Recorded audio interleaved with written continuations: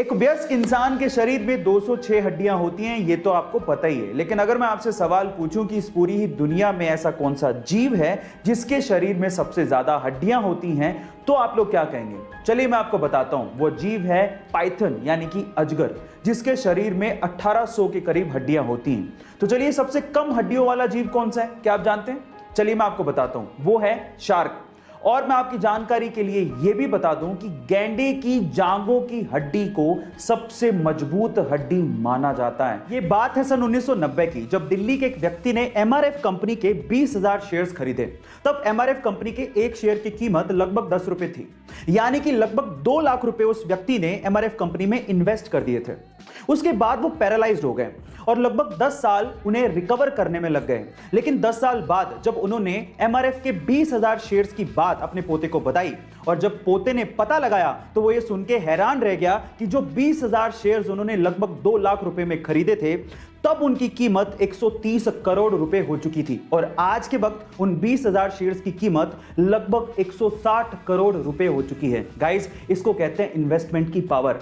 हम middle class लोग ज्यादातर अपनी सेविंग्स को या तो एफडी में या आरडी में रखते हैं, लेकिन अगर उसका 10 या 20% हिस्सा भी हम लोग इन्वेस्ट कर दें तो शायद हमारे वारे न्यारे हो जाएं। गाइस, क्या आपको पता है कि फिनलैंड में एक 16 साल की टीनेज लड़की जिसका नाम है ईवा मोर्टन, उसे एक दिन के लिए फिनलैंड का प्राइम मिनिस्टर बना दिया गया? है ना अमेजिंग बात। अब ऐसा क्यों किया गया, उसके पीछे का रीजन आप लोगों को सुनना चाहिए।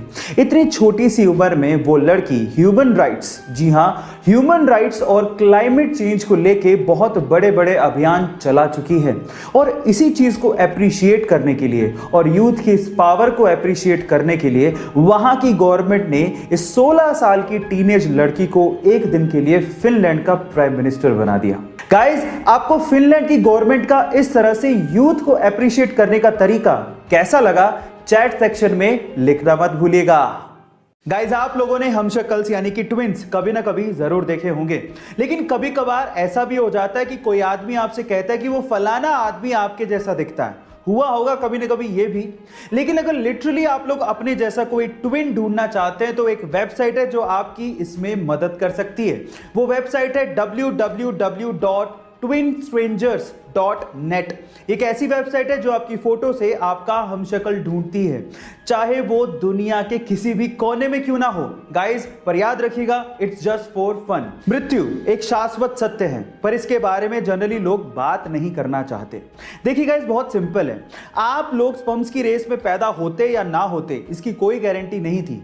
लेकिन एक बार जो पैदा हो गया, उसका इस धरती से जाना तय है। तो इसके बारे में बात करने से घबराना क्यों? लेकिन तब क्या हो जब आपको कोई आपकी डेथ की डेट ही बता दे।